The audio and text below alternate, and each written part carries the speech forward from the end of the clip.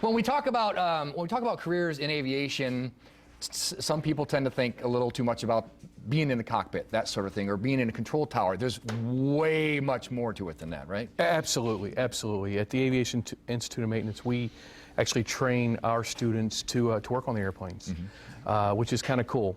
They train for a career, not just a job. Sure. Careers kind of can take them all over the world. I actually have students in, I have Vietnam, Indianapolis, wow. West Coast, East Coast. It really doesn't matter, but it's a career, and it's working on it's getting your hands dirty a little bit. Sure. Which is kind of a fun thing for our students, for our graduates. To be able to do. Is this something where the students you're looking for, or someone who might be considering that, they would need to have a natural mechanical inclination or just a passion? If you talk to my instructors, they would say passion is good.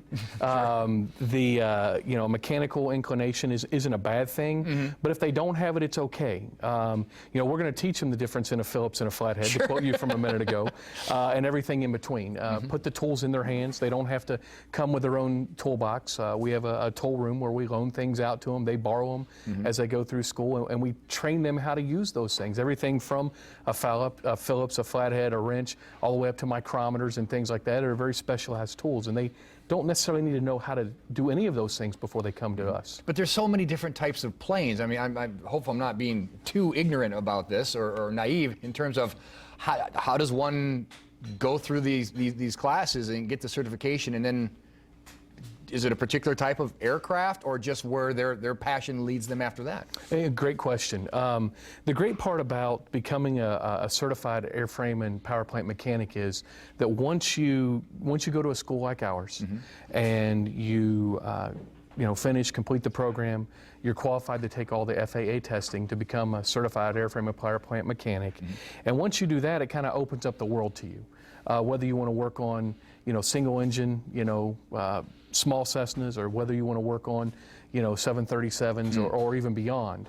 The FAA says that you have the technical ability to do that, because the theory is the same, the way in which they stay in flight's the same, the way in which you work on things is all the same, no matter how big the scale is. What's really great also is once you land a job with a particular airline or a company, they tend to send you to more schooling specific to their aircraft on their dime. The education never ends. It never ends. Yeah, my director of education always says that your license or your A&P certification is a license to learn. Because you go to work for somebody that runs GE engines, they want to send you to GE engine school, so you know their equipment. But without that A&P, you can't get there. My former neighbor, he used to work at Indianapolis International Airport. He used to, I think he said, the winglets. Okay. The little things on the end that go up. He dumbed it down for me, knowing what I do for a living. He's like, he used to put those on, and now he's at a little executive airstrip in Utah, and he's fishing every day, and he's still working on planes and loving life and keeping people safe. If people are interested, where can they learn more about the curriculum, the qualifications, requirements, stuff? They can give us a call. I think the phone number will probably be up in a minute. Put it on the website. And the address. We're located on the west side of Indianapolis. 888 fixed jets will get them to us. Oh, that's easy. The great part about Aviation Institute of Maintenance, we have 11 campuses across the country, so not just Indianapolis. So we have a great network with employers to be able to help students, once they graduate, get a job in the industry. Good stuff. Great options for some people. We're going to make sure we do put that phone number on our website, indystyle.tv. Andy, thank you so much. I appreciate it. Don't know if you brought any to